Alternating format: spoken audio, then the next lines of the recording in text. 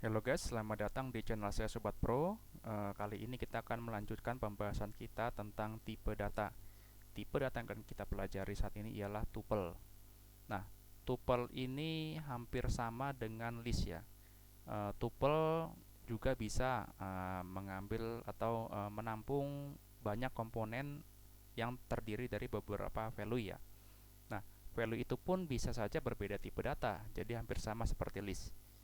Tapi apa yang membedakan antara tuple dan list? Kapan kita harus memakai tuple, kapan kita harus memakai list ya? Jadi tuple itu sendiri memang dia lebih cepat ya dalam diskusi. Jadi pengambilan datanya atau penarikan datanya atau bahkan ketika dia menyimpan data dia lebih cepat dari list ya.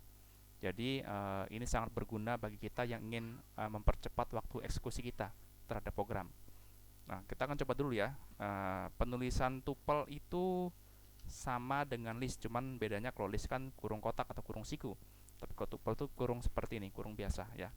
Nah, misalkan saya katakan 1 2 3 4 5 ini data saya. Nah, coba kita cek apakah benar ini adalah sebuah tuple. Lalu kita masukkan x nya ya.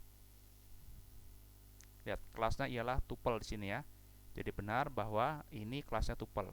Nah, lalu apakah kalau saya masukkan multiple tipe data di dalamnya masih bisa diterima? Misalkan saya katakan ini y ya, misalkan saya katakan 1,2,3.5 ini adalah bilangan float, misalkan saya katakan ini adalah ujang seperti ini ya.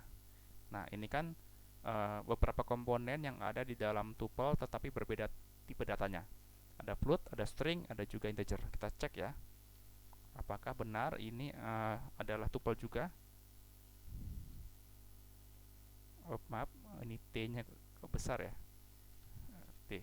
Oke, kita coba lihat, kelasnya juga ialah tuple ya. Jadi memang benar bahwa tuple itu bisa menampung beberapa data walaupun dia berbeda tipe datanya ya. Nah, ini kan mirip ya dengan list ya. Bahkan di dalam tuple juga kita bisa mengambil indeksnya. Misalkan saya ambil yang y ini ya, saya ingin melihat indeks kedua dari dari tuple y. Saya langsung saja ya, saya pakai print. Lalu saya katakan ini y yang nilainya yang kedua ya, kita lihat 3,5, benar ya. Ini indeks ke 0, indeks ke 1, dan indeks keduanya 3,5. Ini floatnya. Berarti benar, ternyata tuple juga bisa mengambil indeksnya. Nah, lalu apa yang membedakan antara tuple ini dengan list ya? Jadi pembeda antara tuple dan list ialah tuple ini dia immutable ya. Dia tidak bisa diganti komponennya ya. Misalkan saya katakan y kedua ini saya ingin ganti dengan angka 19 seperti ini. Nah, kita cek ya, apakah y-nya berubah atau tidak ya. Kita coba lihat, error ya. Kenapa? Dikatakan di sini ya, object does not support item assignment. Ya, ini sama seperti kita berusaha untuk mengubah karakter yang ada di dalam string ya. Karena string juga dia tidak mendukung perubahan assignmentnya. Jadi dia tidak bisa mengubah karakter di dalamnya. Begitu juga tuple, kita tidak bisa mengubah komponen di dalamnya. Berbeda dengan list. Kalau list kita bisa berubah ya. Contohnya, misalkan saya punya list ya, begini saja. My list seperti ini. Lalu saya coba memasukkan list 2, 3, 4, 5 ya, sama ya. Lalu saya katakan print, nggak usah, saya katakan my list ke 2 sama dengan 19.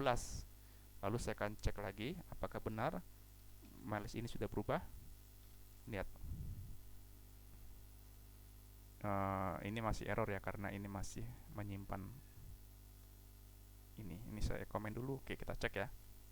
Lihat, indeks kedua dari my list ini bisa berubah. Jadi 3 ini berubah menjadi 19. Lihat, ini saya masukkan komponennya, saya ambil indeks kedua dari my list, saya ganti dengan angka 19.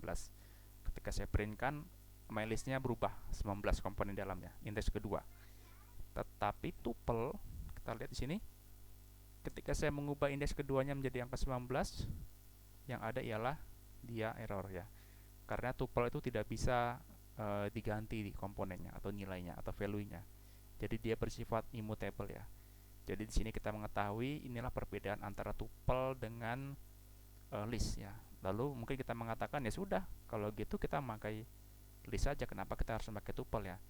Jadi ada beberapa situasi di mana kita ketika memasukkan data berulang-ulang, kita tidak mungkin memasukkan nama yang sama atau value yang sama ya. Baik itu berupa string ataupun numbers ya, atau apapun itu. Nah, ketika kita sudah pastikan, oh ya, saya ingin mengambil atau memasukkan beberapa value atau data di mana tidak mungkin nilainya sama. Ya, di saat itulah paling tepat kita memakai tuple ya, bukan list.